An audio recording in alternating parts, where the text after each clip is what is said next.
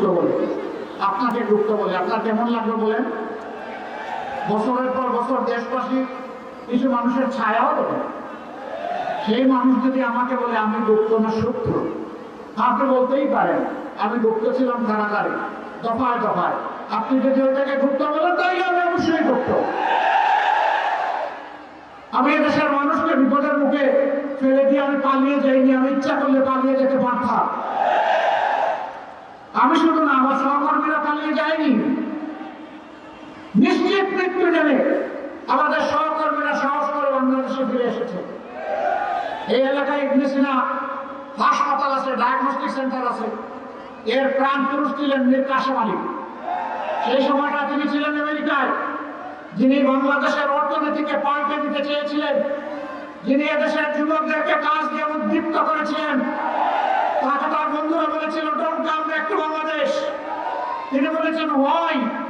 তারা বলেছে তুমি আসলে, ভাই আপনি আসলে আপনার সিনিয়র নেতাদের যে অবস্থা হচ্ছে আপনারও তাই হবে। তিনি বলছেন I don't care, I only care Allah সুবহানাহু ওয়া তাআলা। আমি আল্লাহ ছাড়া কাউকে কেয়ার করি না।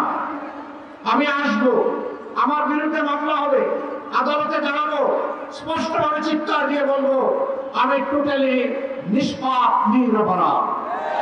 আমার বিরুদ্ধে যে মামলা করা হয়েছে এই পাপ আমি করি নাই, এই অপরাধ আমি করি নাই, এটা সাজানো পাতানো এবং মিথ্যা।